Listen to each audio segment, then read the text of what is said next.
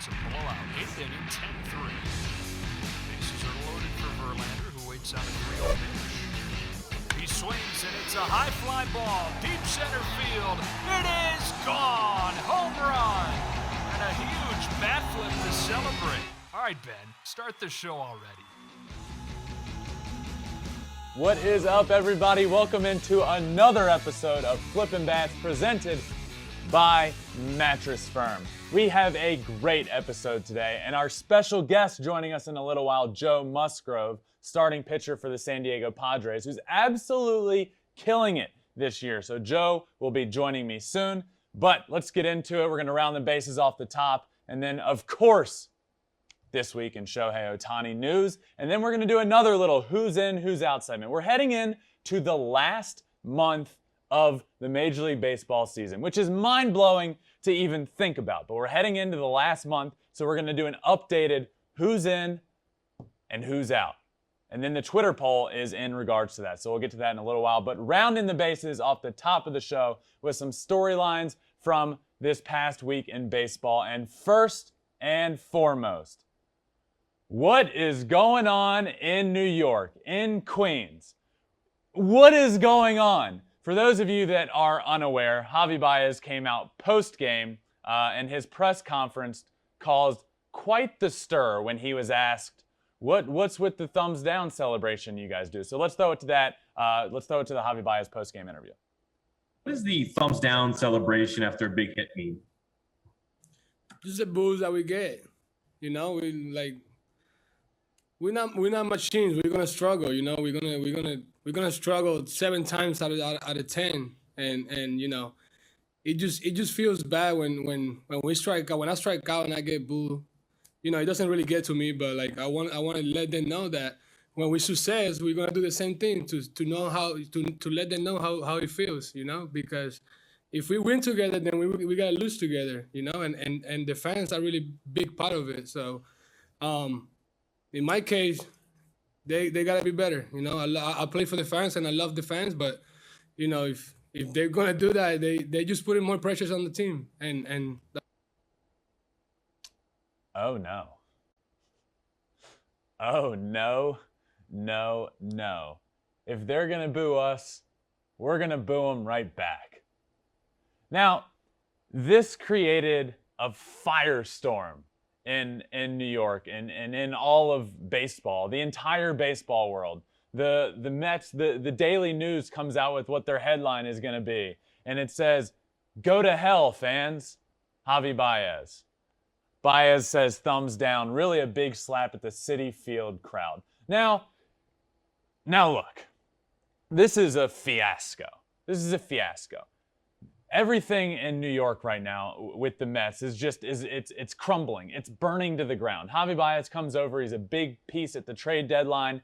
And ever since they've gotten him, it's just been a downhill tumble. They are not playing good. So the fans are booing. Now, I don't love fans booing their own team, their own players, but I understand it. They have the right to do that. I do understand that. I personally don't like it.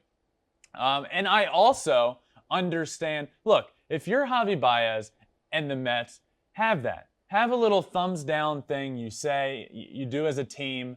And, you know, every time somebody does something good, it's a thumbs down. Everybody knows what it's about. What you can't do is go public and tell the entire world that your thumbs down sign is actually a slap at the fans. Oh, you're going to boo us? We're going to boo you. No. No, you can't do that. Just don't say it. Do it, but don't say it. It has caused a fiasco in New York, and it's really bad. Like I said,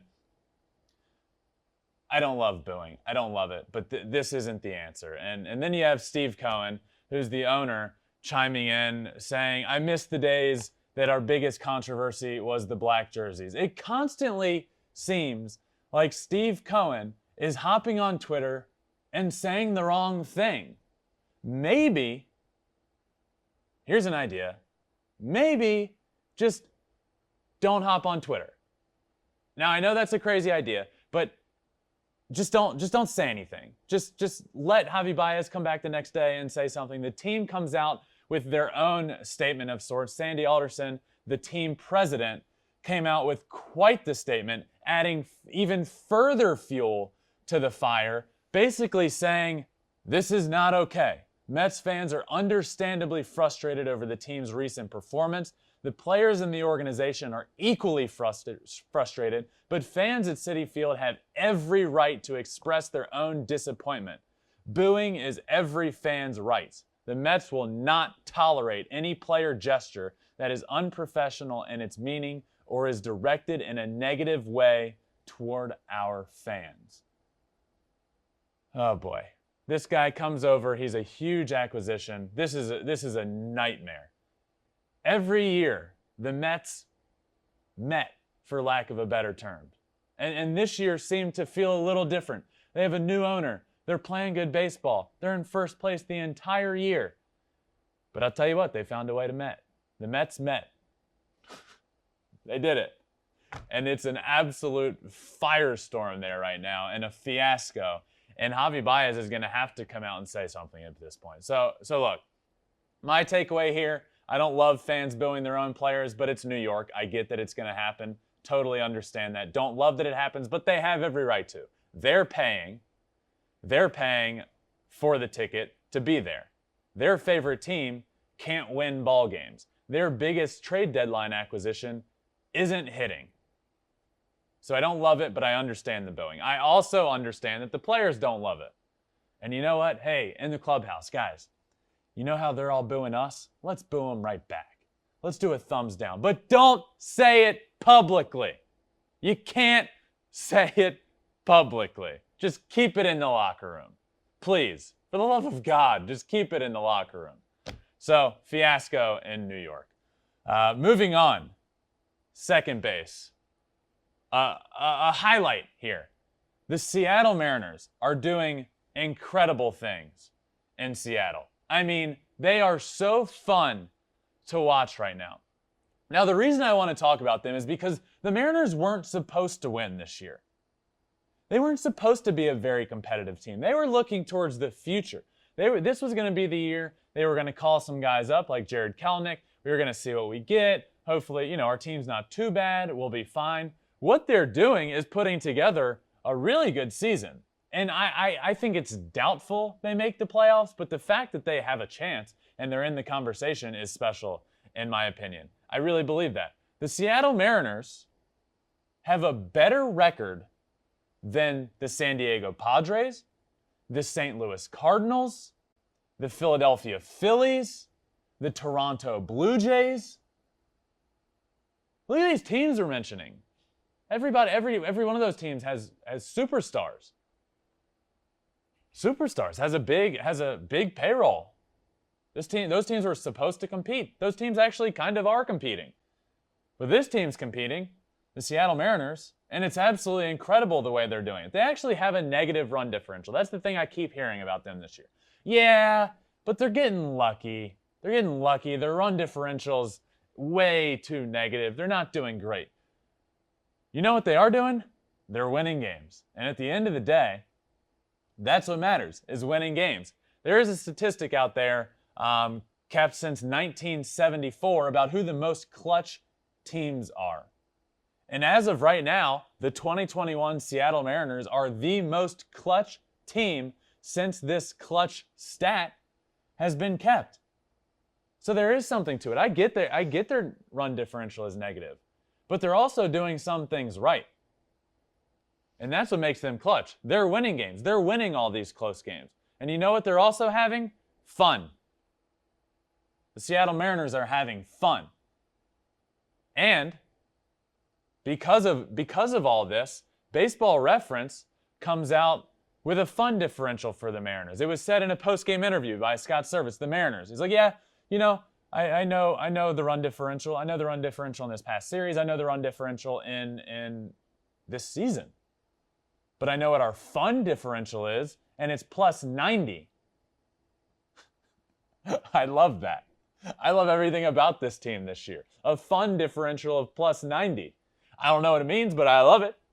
I absolutely love it, and it's become a baseball reference stat. You go to the Seattle Mariners 2021 baseball reference page, and it shows you run differential -60, fun differential +90. It's just incredible, and this team is so much fun to watch this year, in a year that I wasn't really expecting it. But I tell you what is going to be fun to watch: the future of this team. The future is so bright in Seattle, and the fact that they're competing this year just bumps that timeline up even more so, I think. They go out and make a trade deadline acquisition. They make a move that is ridiculed and criticized by me. One of those people that criticized it. I gave them an F for my trade deadline grades. But they pushed right through it. They get a guy in Abraham Toro who's been hitting over 300 ever since. And they've continued to play good baseball and, more importantly, fun baseball to the tune of a +90 fun differential. So kudos to the Mariners for the season they are having. I doubt they make the playoffs, but the fact that they're competing as they are is special.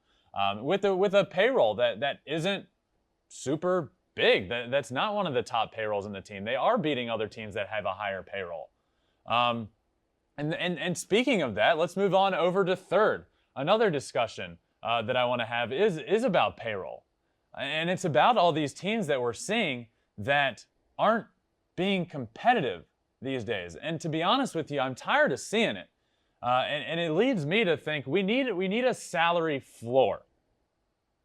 We need to get teams at least trying to put a product out there that's better, because I'm tired of seeing teams like the Pirates and like the Orioles that aren't competing, and that's not okay. You know, you have talented players on these teams. You look at the Orioles; they have guys like Trey Mancini and Ryan Mountcastle and Cedric Mullins and John Means. They have a core. They're just not putting players around them to win, and it's been a theme. It's a theme with the Pirates. It's a theme with the Orioles. Nobody wants to see a team go out and lose 19 games in a row. Nobody wants to see that.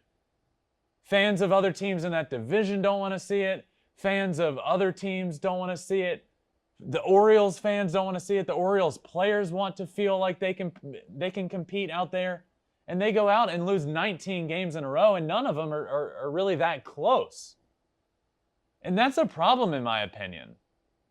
And you start to look at the payrolls around the league, and teams just aren't putting together a product that's capable of winning. And that's why I think a salary floor would help. You know, you look at the bottom teams of this payroll. You have the Indians, the Orioles, the Pirates, and the Marlins. You know, like, and it's not pretty with those teams.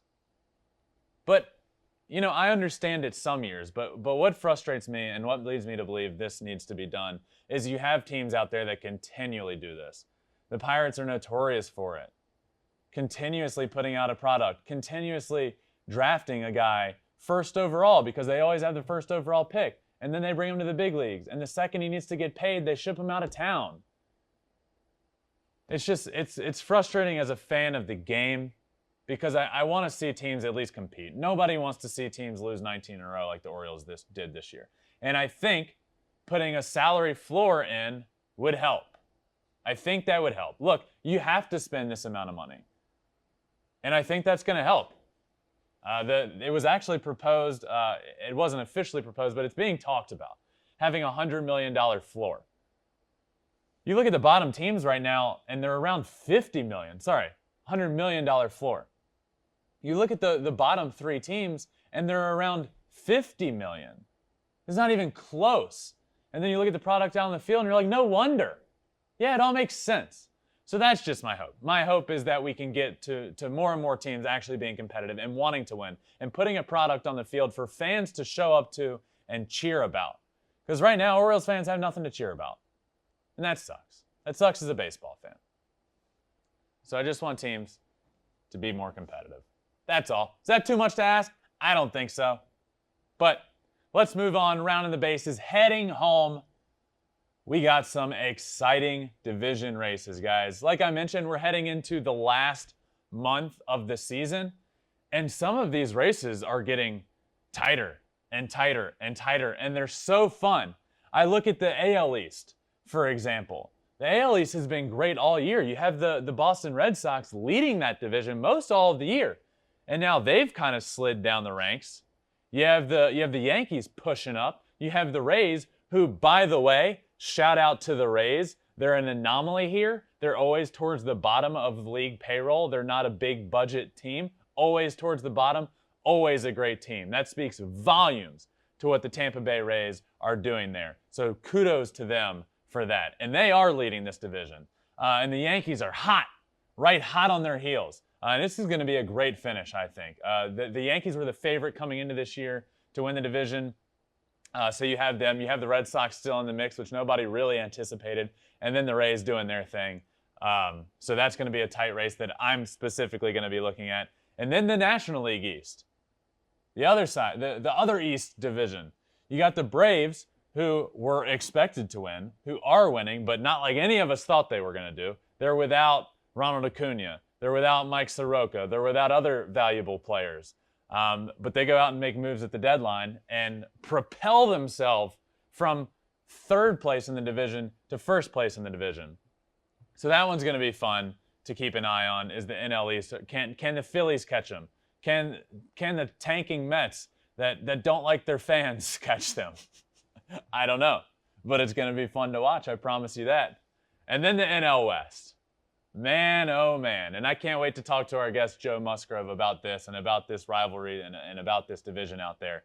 But man, oh man, this division has been fun this year. The San Francisco Giants, out of nowhere, the best team in baseball, against the Los Angeles Dodgers, the best team on paper in baseball, who haven't been in first place all year because of the Giants. And then you got the San Diego Padres, who I don't think they're going to win the division at this point. I'd bet you anything they don't win the division. But they're a good team, and they're going to cause a stir in this division because they play, I think, 13 of their games in the final month of the season are against the Dodgers and the Giants. So the NL West is going to be super fun to watch down the stretch. And we're heading into this last month of the season. And I feel like there's so much to keep an eye on. Truly, the only divisions that I think are wrapped up are the two Central divisions. Other than that, we're going to have some fun races to watch down the stretch. And I cannot wait to do it. And I'm excited for all these division races to come to an end and to see. I truly believe it's going to come down to the last game of the year.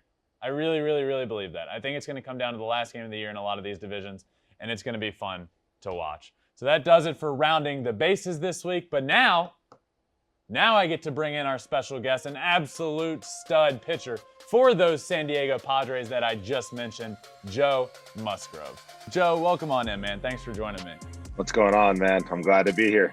Of got course. a nice little setup going. I appreciate it. Before we get into it, because we always do trivia right off the top, and there's a leaderboard. Nick Castellanos is at the top of the leaderboard with 9 correct. But Joe, you and I face each other a bunch in the minor leagues, and I think that's kind of what, over the years we've grown, like we've become friends over the years. But looking back at it, I remember facing you in Tri-City, and I feel like I may have never gotten a hit off of you. I can't confirm that, but I feel like you absolutely dominated me every time we played against each other. Yeah, it was a handful of times. I remember we played at, I think the at-bats I remember most are the ones we played at your guys' place out in Connecticut. Yeah. But yeah, man, that seems so long ago now. But yeah, that team. I'm not sure what our track record is. I don't want to know what it is. Probably not great. All right, let's get into it with some trivia. Career questions. So questions from your career. There is a leaderboard. Castellanos at the top. Fulmer's up there as well. So a good group up there. So who's the best at digging themselves right here? No. It's all like, some questions aren't great. So it's a little who's the best at just knowing yourself. All right, Here we go. First off, let's do it. Who was your first MLB strikeout? That would be Edwin Encarnacion. Who was your first MLB batter faced?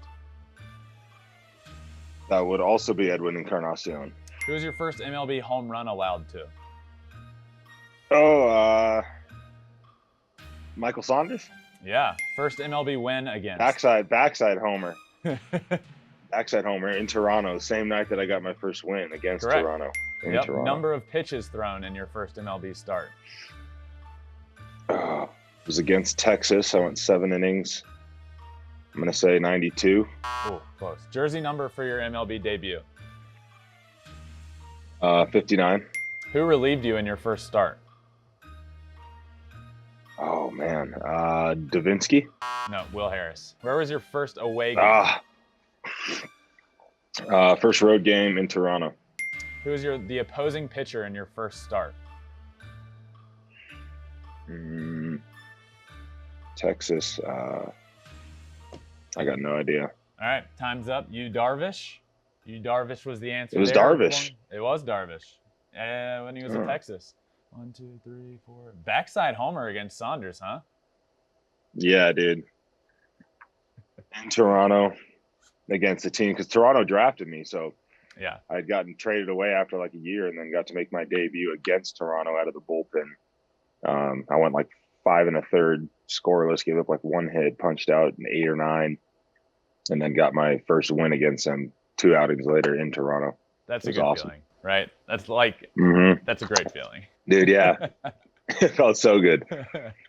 First start against them. So you, obviously, we talked about playing each other in the minors, and this is a question I like to ask everybody because obviously never made it to the level you're at, never made it to the highest level of the game, but I know the grind of minor league baseball, and I know that, it is a grind, but it's an incredible one, and one that left me with many stories. So what is one thing from the minor leagues that you will remember forever? A story you have, or just a memory, something that you will take with you and remember for the rest of your life? I don't know, man. I mean, there was a lot of places that I played that, are so far off from anything you'll experience anywhere else, just some of the cities you get to play in. But I had an awesome time, and the thing that I'll remember the most are probably the bus trips. You spend so much time, and for me, coming out of high school and not going to college, we drove ourselves to all our games. We never got to take buses anywhere as a team. We never got to stay in hotels, and we went on the road to play teams. So as much as everyone hated the long bus trips and staying in the crappy hotels, like that was some of the most exciting stuff to me at the time, because I'd never experienced anything like that. So, getting to take 10-hour bus trips with all your friends and play baseball and get to stay in a hotel with all them together, that was like some of the coolest things to me. So the Texas League was tough. We had 15, 16-hour bus rides, but going through AA, always stopping at Buc-ee's, like I enjoyed those things so much, and those are things that you take for granted at the time. Yeah, 100%. I wrote an article recently kind of about the minor league grind, and just exactly what you said. The bus rides, everyone complains about them. We have a 10-hour bus ride. You have guys sleeping in the middle of the aisle using their shoes as pillows. And the hotels, you can stay at a Holiday Inn or you could stay at a Days Inn. But what I said at the end of it is it's a grind that I would do it all over again in a heartbeat because of all the memories and everything you take away from it. And I think that's pretty cool, man, and unique. One thing you mentioned is getting traded. And I know you've actually gone through that quite a bit.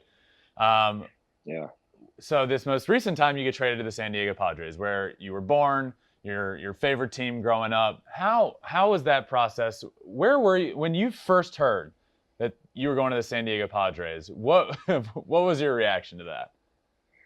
Yeah, dude, I was in a tiny little studio. I was in PB. I had just moved out of my spot in Bankers Hill down to PB, and I was going to be there for like a week and a half or 2 weeks before I headed out to Bradenton for spring training.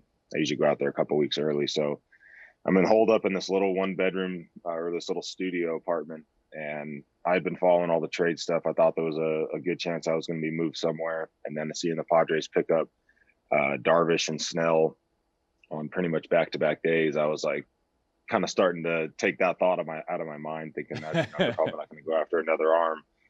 And then I start hearing a bunch of stuff on Twitter. My agent calls me. He goes, "Hey, are you hearing all this, this talk about you going to San Diego?" And it kind of shocked me for a minute. And I was like, no, I haven't seen nothing yet. Like, I go up on Twitter and there's all kind of articles being written by local beat writers from San Diego saying that, a trade's done and it's just waiting on physicals. And I'm like, I haven't gotten a phone call. I haven't gotten nothing yet. So I'm kind of freaking out in between. And then next thing I know, I get a call from Ben Cherington, the GM with Pittsburgh. And he's telling me that, we got something pretty close. It's not a done deal yet, but it looks like you're going to be going to San Diego. And just those feelings immediately, man, like so much excitement and so much like kind of like a little kid freaking out, you know. You find out you're gonna like meet a celebrity or meet somebody that you really, you know, are excited to meet. Just that feeling of joy, and then there's also that wave of, you know, a little bit of, you know, anxiety and nervousness. Like shit, you know, a lot's gonna come with this coming in, you know, back to my hometown and playing in front of my family and my friends and all the distractions and things. So it was a bit of a whirlwind for those first, like, you know, 12 to 24 hours. But I mean, it's been absolutely incredible coming back here and playing. Your first start on the mound for your hometown team, where were your nerves at that point? Dude, I did so much preparation for that start. Just like, I mean, I always do my homework when it comes to like scouting reports and preparing that way. But I did more visualization and more like preparing for that moment than I've done in my entire career. Just knowing, you know, how I was going to feel emotionally and how much more it was going to mean to me than any other start, being my first one for the Padres. Just did a lot of visualization about, you know, what it was going to sound like, what it was going to feel like.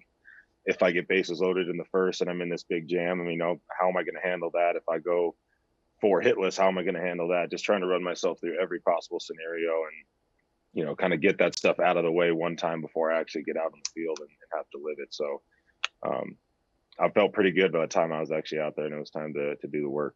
How many family and friends tickets did you have to get for your first start at home in San Diego? Dude, it's been pretty nice, actually. My friends have been really cool about not hounding me and blowing me up for tickets. They've all been, you know, most of them have season tickets, so yeah, they're at the games regardless. Dude, but that's so cool. I probably leave. It's been so cool. I probably leave like 10 to a dozen or so tickets for mainly family and, you know, an agent or girlfriend, her parents, stuff like that. So it's been pretty nice. Are you a big visualization guy? And I've become one this off season. You know, I used to always do a lot of visualization when it came to like performance, you know, visualize yourself having success and see yourself dominating the competition and only see yourself, you know, executing and doing the things that you want to do. And that was always a big part of my game. And it very rarely goes the way that you visualize and, you know, all those things that you run through your head. So, you know, I've altered my, you know, my style of visualization a little bit to things like I just said, where I'm putting myself in really uncomfortable situations that you don't want to be in a game, because that's, you know, just real. Right. It's reality. That's what happens. Sometimes you find yourself, and those are the points in the game where, you know, you get bases loaded in the first with 1 out, and all you need is the ground ball to get the double play. But because your mind's running and, you know, you're trying to rush to get out of that inning, get out of the jam, it turns into 4 or 5 runs, and that's the game right there in the first inning. So putting myself in those situations so that when it comes up in the game, I already know what it's going to sound like. I know what my body's going to, you know, feel like. I know what my mind's going to want to think, and, you know, how I'm going to try to avoid those traps that my mind's setting, you know, and it's helped me a ton this year. Do you know Spencer Turnbull at all by chance? I know of him. I know who he is. I just don't know him personally. So he came on the show recently and talked about one funny experience of him doing a visualization thing is when his first AAA playoff start was in Durham, and he had flown back early to get there, and the team was on the road, and he had never pitched at Durham. So he got dinner at the restaurant in the outfield, and he could see the pitcher's mound. He legitimately jumped the fence, went out onto the field, and was doing like dry throws out on the mound, and the cops ended up showing up with him on the field.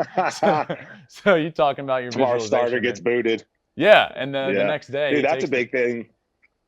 Go ahead. That's a big thing, getting up on the mound, especially a place that you haven't been, and just, you know, feeling what that feels like, the visual, and it's a big difference. You know, I mean, you know this, every field's got different dimensions, and fields with a bigger backstop and a lot more space between the catcher and where the backstop is.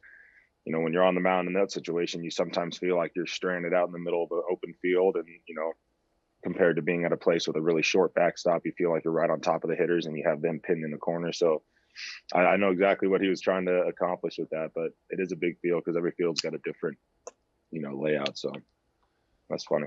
This Padres team you're on is really, really good, in my opinion. And I feel like you've played on teams in your career that are fairly similar, a younger group of guys that you can watch right in front of you. You can see how talented they are and how talented they're going to be. How close is this team to winning a championship? I mean, it feels like it's really close, right?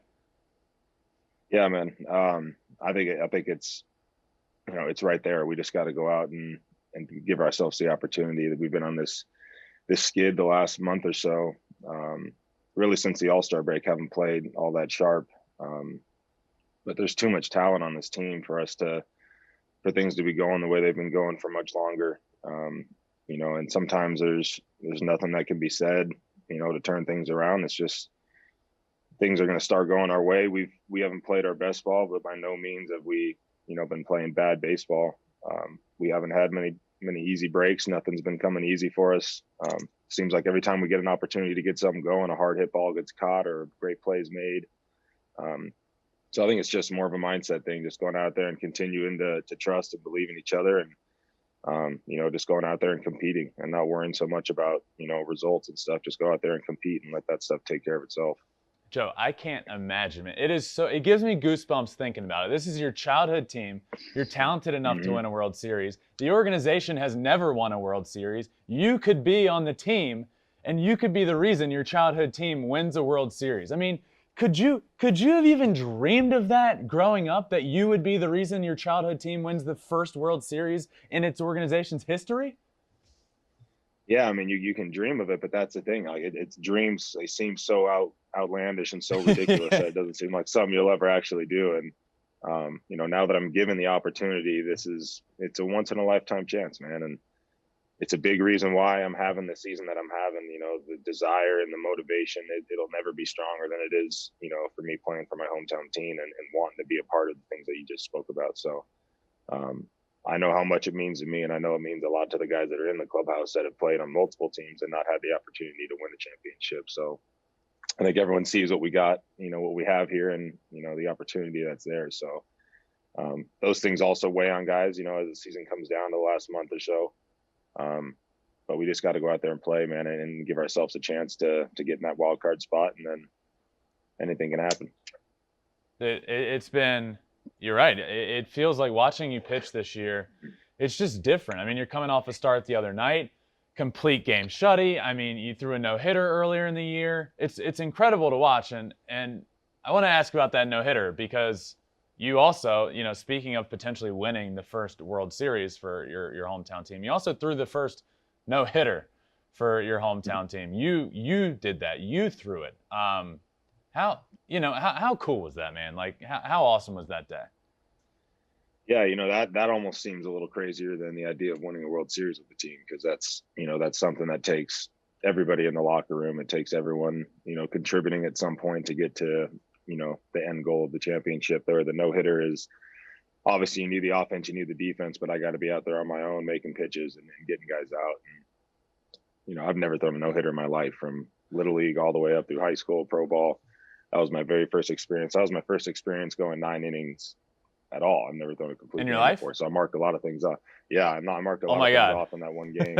Yeah, it was pretty exciting. But yeah, man, the same thing. Just the intensity that I'm playing with now is just so much different. A lot of it's out of fear. I'm a part of me is afraid to fail in front of my family, in front of my friends, and playing in the city where everyone knows me and everyone wants me to be the hometown guy. I felt like there was a lot of pressure, but at the same time, that's kind of what I've been using to push me through this year. Were you okay in that 9th inning? Walk me through that 9th inning. I was watching, but walk me through that 9th inning. Yeah, I felt better in the 9th inning than I did in any of those middle innings. I feel like the 4th, 5th, and 6th were the toughest innings for me. Once you get through the 6th, I had Larry Rothschild, our pitching coach. He was helping me a lot, just keeping me in the right mind state, throughout those last couple innings. It's very easy at that point to realize, obviously, you know what you got going on. Right. And, you're trying not to think about it, but it's all you can think about. So he was doing a good job of just keeping me focused on execution, one pitch at a time. But in that 9th inning, there was a really hard hit ball to end the 8th inning. And once that ball was caught, it felt like, okay, nothing can go wrong here. I just got to execute pitch after pitch, and we're going to get this thing. But yeah, I felt calmest, I think, in the 9th inning more so than that 5th, 6th, 7th inning. I feel like baseball players are the most superstitious people on the planet. What was going on in the dugout in between innings there? Dude, nobody was talking to me. And I'm not the type of starter where I don't want to be touched and I don't want you to talk to me and look at me. Like, I'm pretty normal. I play it like kind of like a high school game. I'll talk. I'll have conversation with position players. Right. We see something funny on the board, I'll make a comment about it. I'm very good at being able to turn it on when I'm on the field, and then when I come in the dugout, and I feel like you have to, especially in an outing where you're going 9 innings and you're doing something like that. It's too hard to maintain that laser focus for 3.5 hours, and be laser focused in the dugout between innings. You got to allow yourself to take a breath, catch your breath, relax for a second, and then be able to turn it back on and go back out when you're working. I feel like that's another piece of what's helped me this year is really maximizing my focus on the field and then allowing myself to take a breath when I come in the dugout. I feel like there was something I've heard this story, and I don't know how it went during the no-hitter, but there's something like you pound water in between every inning or something. So when you get to that 9th, you've never made it to a 9th inning before. So you're not used to pounding as much water as you had. Like, did you do the same thing every inning? You come in and just pound a bunch of water? Yeah, I hydrate a ton, man. I drink a lot leading up to the start, but in between innings, I'm usually drinking about a full bottle's worth while I'm in between innings. So I'm usually hammering about a bottle of water per inning, and majority of my outings have ended after 6 or 7 innings. So, I'm usually not getting that deep into it. And it became more so like you said, a superstition as we got into the 7th, 8th, and 9th. I was like, I don't even need this water, but I'm not going to stop drinking it. So I ended up having like 9 or 10 bottles of water by the time the game was over. I'm always chewing on gum between innings, and I'll spit it out in this little pile as I'm running out of the dugout onto the field. So we had just a mountain of gum right there and a ton of empty water bottles. At that point, it became equally as impressive that you didn't give up a hit, as well as didn't have to run off the mound to go pee one inning. Yeah, my brother was dying. My brother had some shirt made, said Joe Musgrove, first no pisser. First no hitter and first no pisser in Padres history. I want to talk about Caratini, your catcher that day, because one thing that's always stuck with me from my brother's first no hitter, he had Ivan Rodriguez catch it, and Pudge after the game said, I legitimately didn't care about my last at bat, like about any of my bats. I was just so locked in talking to Justin. It was the best experience in the world was that. So the bond between a pitcher and a catcher during a no-hitter, I feel like isn't talked about enough. Obviously you get the credit, naturally so, but a lot of this is on the catcher as well, right? Absolutely. And Vic had this look in his eye, because obviously he had been through it the year before with Mills in Chicago. So it was still pretty fresh in his mind, the feeling of that no-hitter and how to manage those late innings. And he came up to me, and I think it was the 3rd or the 4th inning, and he's got the lineup card in his hand, and he's like running down the list, and he's explaining to me like which guys we got coming up in this next inning, and if we get these 3 guys, then that sets us up for 5, 6, 7 for the next inning, and then 8, 9, 1 for the following inning. And he was just kind of mapping the whole thing out. He's telling me which guys we can attack early and go in with cutters and get, quick 1-pitch outs, which guys that want to swing. So we use a sinker and cutter with those guys and save a few pitches here and there.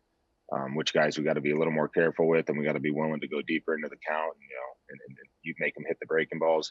He just had such a good game plan for what he wanted to do, and having that much confidence come from your catcher, it gives you, all the freedom in the world to go out there and not have to do much thinking and not overthink. Just go out and focus on a location and work on execution, and that's it. It takes a lot of stress off you as a pitcher when your catchers are dialed in like that. So.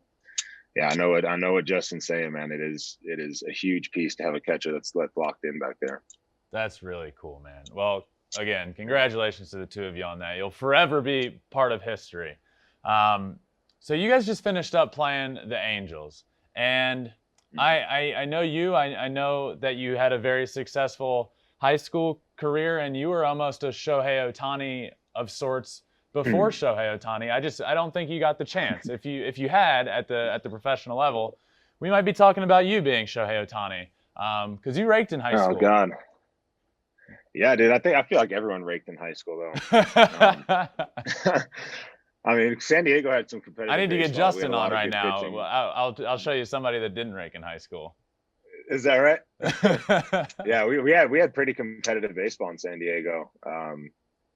But it's just so crazy, man. Somebody that, and then I don't know as much from the hitting side, but at the professional level, the effort and the amount of time and just dedication it takes to be a high caliber quality pitcher in the big leagues is extremely difficult, man. And to be able to do that on both sides of the ball and to have even the time and like the mental capacity to balance both of those things is extremely impressive, man. And getting to see him in person, he's a massive human. He's absolutely huge. He flies. I mean, he like floats down the line. You don't even hear him. Like, you cover in first base on a ground ball, and usually you can kind of feel the presence of that runner coming up on you as you're running over to first base to cover the bag and get the toss from your first baseman. You can usually feel that guy, feel how close he is, if you need to speed up or not. You don't hear a thing, man. He's just like a train and just flies past you. He's just fun to watch, man. Really fun to watch. I was glad I got a chance to throw against him. Yeah, he's legitimately, I feel like, a jack of all trades. And I feel like people don't realize how fast he is. But I'm glad you mentioned the work ethic, because I tried to do both in college, at the college level. I would have, and I couldn't. It became too hard to divvy up your time management, and it became too hard to be as best as I could be at one or the other. I had to pick. And I would have told you. And that's the reason. That's the reason why people have to do pitching and hitting, right? Right. I mean, because you got to commit yourself to one craft and be the best you can at that. And most people aren't capable of doing both sides of it. Right. You know? I would have told you at the time that it is impossible to do what he's doing at the major league level. I would have said it's impossible. And then he's come along and just proven that it is possible. And I don't exactly know how he does it with time management, but it's really cool to hear you talking about covering first base and hearing how fast he is, because I feel like that's one thing a lot of people aren't picking up on. Yeah, he's impressive, man. And I had a chance to face him for the first time, and I just wanted to challenge. I threw him more fastballs than I had initially planned on throwing him. But looking at his numbers and the stuff that he hits really well, we tried to go into that location and miss just off in and try to bait him into going after stuff. And he was a fun at bat, man. Really fun at bat. That's awesome.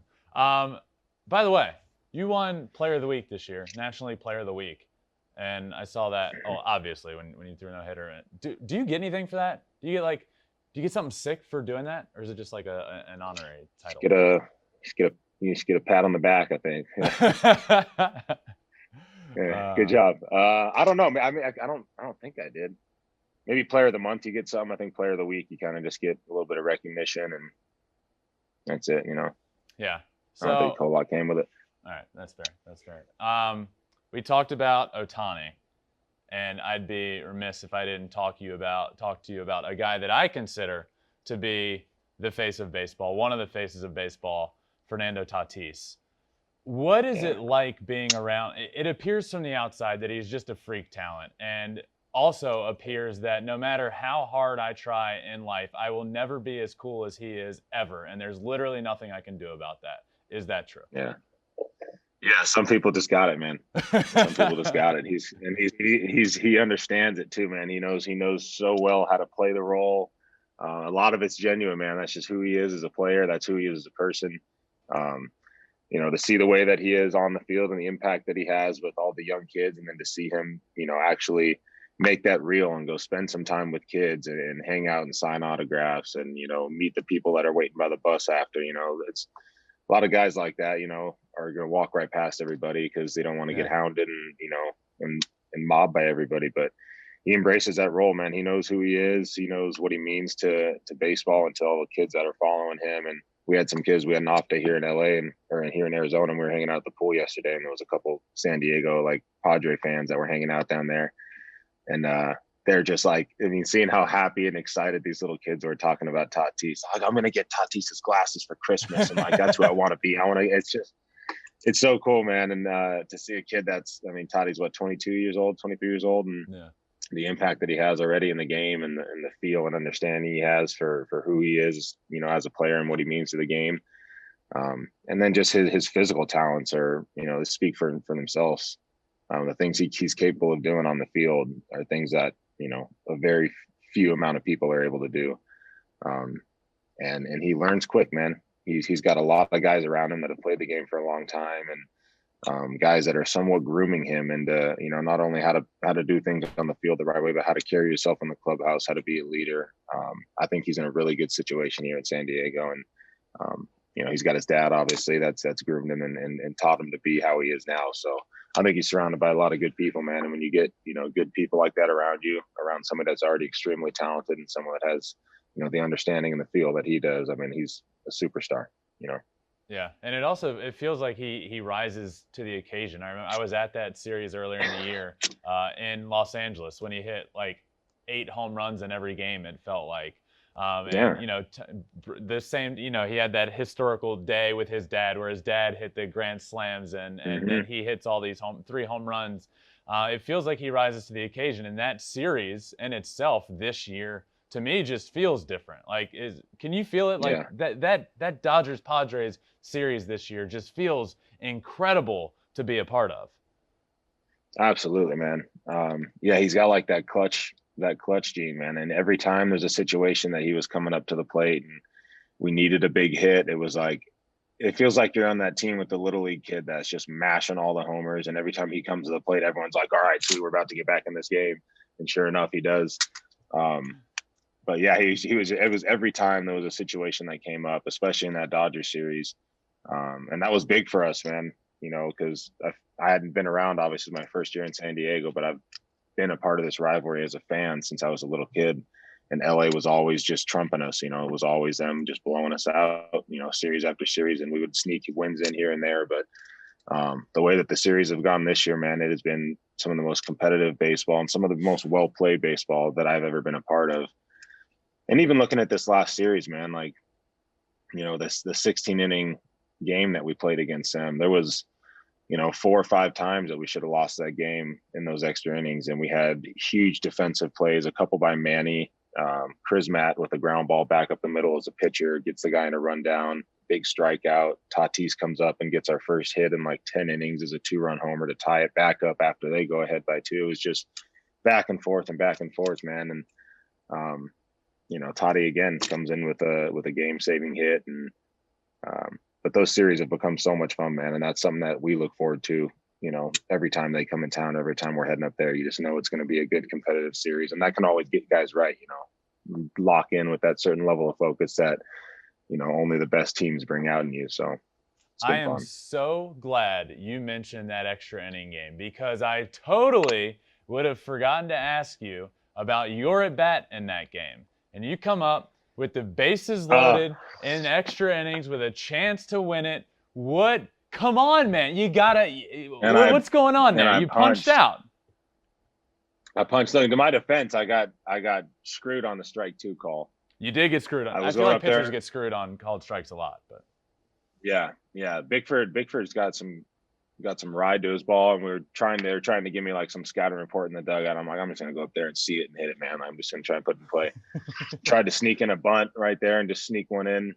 I go down 1-0, and then he locked me up. I was sitting breaking ball, and I guess that's why I'm pitching, and I'm not the Ohtani now, I saw that attempt at a bunt. So there's 2 outs at the time. Are you beating that out? If you get a bunt down there, are you beating that out to win the game? Yeah, dude. Yeah, my drag bunts are pretty good. That's something I always keep in the back pocket. I got a handful of them in my career, man. I got like probably 4 or 5 base hits on drag bunts. And they were playing back, and I don't know. I just felt like that was our best chance right there to get it running. Oh, that's great. All right, so I got a few questions that I ask most everybody when they come on, and the first of that is, what was your like welcome to the big leagues moment that happened to you? As far as like on the field baseball stuff, or like, I guess. Oh yeah, it could be off the field too. Yeah, no, in Pittsburgh, this was like my 3rd start. So after Toronto, we went to Baltimore, and then went to Pittsburgh after that. And I came downstairs on getaway day, and you have your dress code and stuff you got to follow. But apparently I was a little bit off on the dress code, and I didn't wear a button-down collared shirt. I wore like a polo, Lululemon, like the 3-button polo shirt. Yeah. Still had a collar. I had my dress shoes on and nice pants. We go to the game, play the game. I come in after, and I'm getting dressed. I got both the sleeves cut off my shirt, and I got the nipples cut out of my shirt. And I had to wear that shirt for the rest of the road trip. I think we had one more city to travel on, and they made me wear that shirt for the rest of the road trip. And I was so damn embarrassed, dude. Like, more so just because like you couldn't hide it. Like, you made the mistake already, but now you got to wear the shirt around, and everyone's going to see that you made the mistake. You just got to relive it over and over and over. But it was the last time I made a mistake, man. Last time I made that mistake. That's great. All right, what is your what's the best or favorite play that you've made on the field, whether it be pitching or hitting? Because the drag bunts are apparently your thing. I made a play against, who was it? Michael Brantley in Cleveland. He bunted a ball like it was a shift bunt, like we had no one on the left side of the field, and he's obviously a left-handed hitter, so he tried to like do this little push bunt to third and just take the base hit. And I busted off the mound. I do like a Benny the Jet sandlot slide, grab the ball as I'm sliding past it, and then turn back against my body and slung it all the way across the field and beat him by like a half step. But it was one of the greatest plays I've made on the field, and I ended up getting top number 1 on top 10 for that play. So pitchers are athletes, is what you're saying. Oh yeah, I got some in the bag. All right, and the last question would be, put yourself in the shoes of a commissioner. If you're commissioner for one day, what would be one rule you implement or take out for the betterment of the game of baseball, to make it better to watch, to make it better just for the game of baseball? One rule you would put in or take out? Oh man, that's hard. I guess with all the changes, it's off the top of my head. I could probably find a better one if I sat here and think about it. But with as much as they're trying to change rules to, shorten the time of the game, I think it would make more sense to have like a challenge flag instead of allowing us to review every play and spend 45 seconds looking at video. It doesn't make a whole lot of sense that we can review every single play up in the booth and look at it and get it 100% right and then decide if we want to challenge or not. I feel like it should be, the eye test. You see a play you think are wrong, throw your challenge flag out there and challenge it right away. If you get it right, you get your challenge back. If you get it wrong, you lose your challenge. Right. I feel like that would speed the game a lot more. I like that, because it seems you see the umpires are holding the games up for 30 seconds after every pitch, trying to, letting teams review stuff. So. Yeah, and everybody is. So the manager's going like this, umpires are going like this, people are just out on the field for 30 seconds, and they're literally watching the replay. And the same exact thing you're about to watch, yeah. So you're watching the replay, deciding what it is. So you're saying just you don't do that. Challenge right away, and you either win or lose, and you either get it back or you don't get it back. Yeah, it's a game, man. It's baseball. Not every play is going to go your way, not every call. And I guess when you look at the big moments in the game and, the extra inning games, you want to get those calls right. So maybe you do reviews in, late innings only, but to keep the pace of the game going and the tempo, it is a killer when every other pitch we're holding the game up for 30 seconds for a team to review, every single fraction of the play. So I think it would just keep the pace and the flow of the game going better if we force guys to, just test it. If you think he was out, then you're that confident, throw your flag. If not, then sit down and we'll keep the game going. I like that a lot. Joe for commissioner, Joe Musgrove. Joe, thank you so much for joining me, man. Keep killing it this year. I'm so pumped for you. I love watching you just because you're killing it, man, and I'm so pumped for you. So congratulations on the no-hitter. Congratulations on the year you're having. Finish strong, make the playoffs, and thanks for joining me, man. Yeah, Ben, it's a pleasure talking to you, man. Good seeing you. You're welcome back. Welcome back anytime. See you, buddy. All right, I wanted to thank Joe Musgrove again for joining me. What a great guy, and so cool to see him doing his thing for his hometown team in San Diego. But now it is time for my favorite segment this week in Shohei Ohtani News, presented by Mattress Firm. So talk to an expert and unjunk your sleep today. So let's get into it. My favorite segment, it is This Week in Shohei Ohtani News, and he's done it again. He continues to break more records. He's become the first Japanese-born player to do something, and a very, very scary moment that freaked me out this week. We'll get all into that. And we will start with that moment, actually. The scary, scary moment that really, honestly, I was very concerned here. I was watching the game. Shohei Ohtani takes a swing, and gets drilled in his hand. And it didn't look good. It did not look pretty. And here is a tweet of mine, very articulately said, no, no, no, no, no, no, no. But seriously, it was scary.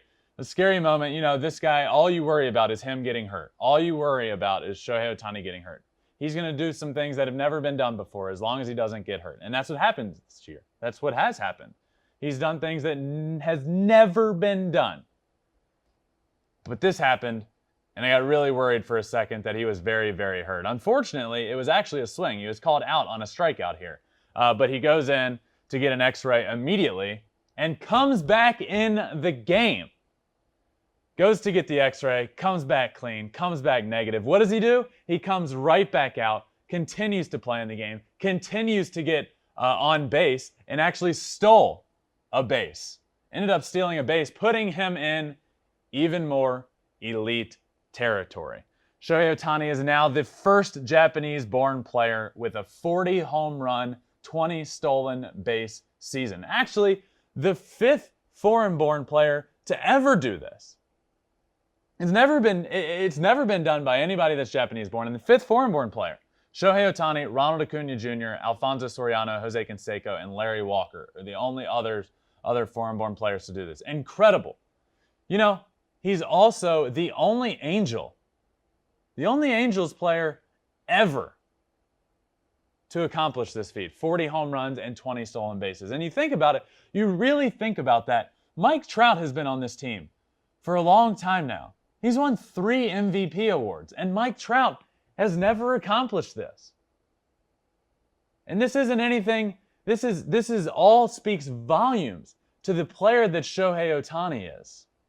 He's the MVP this year, and he's doing something on a team that has had multiple MVP award winners that has never been done. He's the third American League player in history with 40-plus home runs and 20 stolen bases before September even starts, joining Alex Rodriguez and King Griffey Jr. This is incredible. It's truly incredible what we're seeing this year.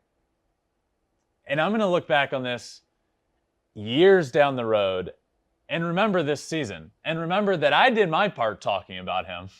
I know that. Look at this shirt. You kidding me? Look at this shirt I wear during this segment. Look at the setup here. Look at the bobbleheads we got. This is incredible what we're watching. And every single day, now we're watching something that has never been done before. Take it from Jared Walsh, a player on the Angels, an all-star on the Angels.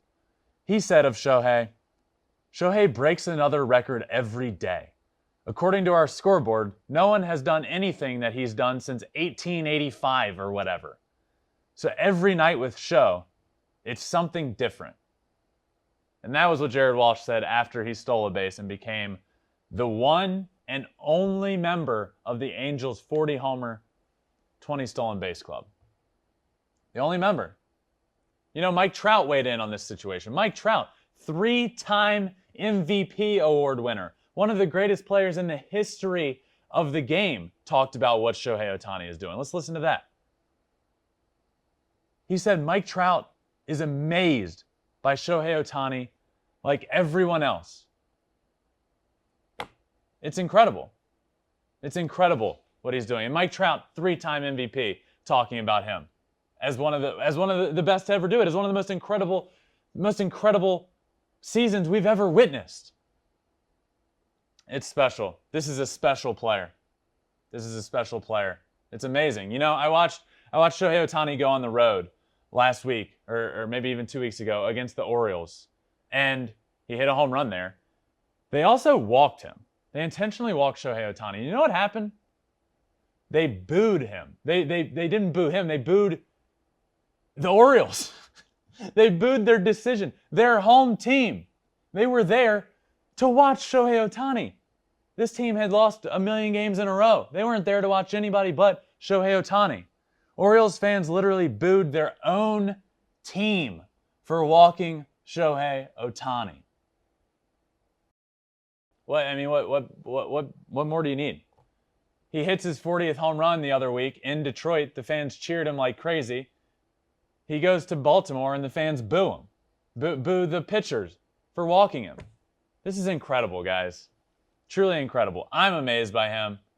I'm amazed by this season he's having. And this season will result in a Most Valuable Player award for Shohei Ohtani. Deservedly so. Deservedly so. And I will look incredible talking about it in this Shohei Ohtani shirt. So that does it for this week in Shohei Ohtani news. All right, and now it is time for a little September edition of Who's In, Who's Out. We did it about a month ago. I bring my producer Conrad out here. He feeds me some names, and we're going to predict who's in and who's out of the playoffs. September edition. So, Conrad, what do you got for me? Up first, Ben, we got those Seattle Mariners.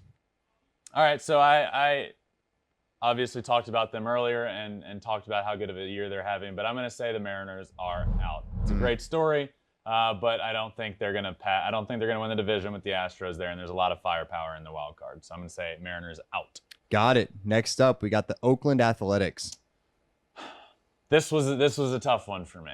This was a tough one because they always go on a stretch of winning like 12 games in a row at the end of the season and getting in.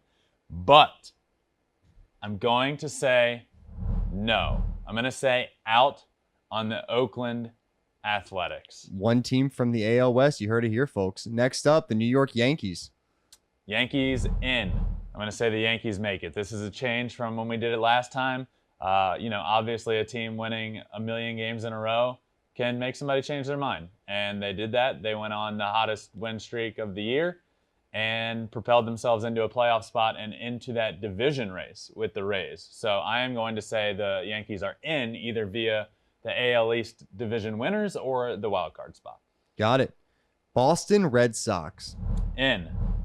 This was the toss-up with the A's. I'm gonna take the Red Sox in.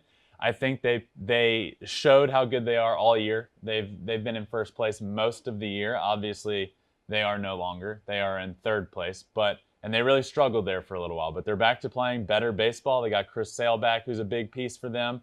I think they have the firepower. Kyle Schwarber, by the way, is back after the trade deadline. He was out for weeks. He's back and playing really well for them, and this team is good. This team is really good. So I'm going to say the Red Sox grab that other wild card spot. All right. So Toronto Blue Jays then. Yep, out. Yep. I'm going to take the Blue Jays out. I think they went on too long of a stretch of just not being very good. Vladdy Guerrero Jr. is the heartbeat of this team, and he hasn't been as good. And I think with him goes the team, and him struggling means the team has been struggling for quite a while now. All right. We're going to move over to the NL with the Philadelphia Phillies. Out. I think the NL East is going to be a one team division. And so it's all going to come down to who wins that division, and I'm going to right now say the Braves win that division. So Philly's out. Oh, well then we know we're going here then. New York Mets. Yeah. Way out. They got more problems right now than just are they going to make the playoffs this year. They got big problems. Mets out. Got it. St. Louis Cardinals. Cardinals out. Out. I think that, they were a favorite to win that division. Kind of a disappointing year. Jack Flaherty gets hurt, and they just don't play good baseball all year while he's out. They play well before he goes out. They play well when he comes back, but I think it's too little too late. Cardinals out. Team that does play good baseball, Cincinnati Reds. Yeah. Yeah, they do. And I'm going to take them in. I'm going to say the Cincinnati Reds make the playoffs. I think they've been playing great. They have an easier schedule down the stretch. I'm going to take the Reds in. Love it. Last but not least, the San Diego Padres. Yeah. Padres out. Padres out. No love lost to our guest today. Killing it. Joe Musgrove. I also think the Padres are a great, great team. But here's the reasoning behind that. The Padres in the last month of the year are playing the Giants and the Dodgers 13 times. The Reds get the Pirates and the Cubs 9 times in the last month. I think strength of schedule really, really matters coming down the stretch. And for that reason, I'm going to take the Reds in. So that rounds us out, correct? Correct. All right. That's it. Reds in, Red Sox in, Yankees in for a little September edition of Who's In and Who's Out. All right, and that leads me into our Twitter poll of the week. We always ask you guys a question at Flippin' Bats Pod on Twitter. This week there were two of them, a National League and an American League version. The first of which we'll get to is the National League. What National League team grabs that final wild card spot? We asked, you answered, and the winner is the Cincinnati Reds with 53.3% of the vote. The Padres coming in second at 30%, the Cardinals at 10.8%, and the Phillies at 5.9%. This is about how I feel, to be honest. I just picked the Reds in, Padres out, and I really think it's going to be very close, but I think strength of schedule matters. I don't know if you guys put that into consideration going into this vote, or if you just want the Reds to make it, but you voted, and you voted for the Reds, and as you know, I agree with you. So thank you for voting in the National League poll. Let's move on to the American League poll. What team grabs that final wild card spot in the American League? You guys voted for the Boston Red Sox, 47.1% of the vote. Oakland Athletics, 25.9%. Mariners, 14.1%. Toronto Blue Jays, 12.8%. Again, this is how I feel. This is what it came down to. Red Sox or A's. Red Sox or A's.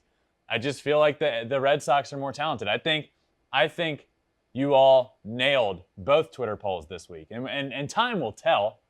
Obviously, we don't know, but time will tell who gets in. But I totally agree. Boston Red Sox grab the final wild card spot in the American League, and the Cincinnati Reds grab the final wild card spot in the National League. So thank you for voting at Flippin' Bats Pod on Twitter. Weekly, we ask a poll question. You guys can be involved in the show. But before I head out, a little extra innings segment that I wanted to talk about, and it is the Little League World Series. Specifically, two studs from the Little League World Series that caught my eye. First off, Gavin Weir of the South Dakota team. Oh, baby, let me tell you about this guy. One of the most dominant performances over a stretch of, I think, eight starts. This guy's last 8 starts. Let me tell you how dominant he was. 8 starts, 1 hit. 8 starts, 1 hit, 0 earned runs, and 114 strikeouts. How can I not talk about this kid? Gavin Weir of the South Dakota Little League team. Congratulations to you for 1, making it to the World Series with your team, but 2, your last 8 starts, striking out 114 and giving up 1 hit. I mean, what even is that? I don't even know how to fathom that. That's incredible. Absolutely incredible. Another one that I wanted to spotlight from the Texas Little League team, Ella Bruning.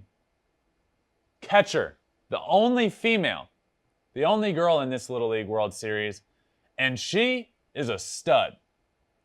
She hit .333 at the plate. She got on base almost half her at-bats. She threw out a runner at second base. Those are all the stats you see. Those are all the stats you can look at. What I watched and I saw her is dirt ball reads. This girl's down in the dirt making great stops behind the plate, making great blocks behind home plate. She's a stud behind the plate and throwing out runners, getting on base offensively. She was really leading the charge on defense. A catcher's job is to be vocal, and you could watch games and see how vocal she was, yelling at players, 1-1-1, 2-2-2. An absolute stud. So Gavin Weir, Ella Bruning of the Little League World Series, congratulations to you guys for being studs. Absolute studs. But that does it for this week's show. What an awesome episode. Joe Musgrove, thanks again for joining me. Mattress Firm, a great presenting sponsor. Another great episode presented by Mattress Firm. Make sure you guys are checking out the social media channels. Flippin' Bats Pod on Twitter, on Instagram. The episode comes out via YouTube. Flippin' Bats Pod there. Make sure you're involved in the show and we do a poll. And please, if you're listening on Apple Podcasts, vote it 5 stars. Leave a comment. It really helps. So subscribe on Apple Podcasts, Google, Spotify, wherever it may be. And we will see you next time on Flippin' Bats. It's a blowout, 8th inning, 10-3. Bases are loaded for Verlander, who waits on a 3-0 pitch. He swings and it's a high fly ball, deep center field. It is gone! Home run! And a huge bat flip to celebrate.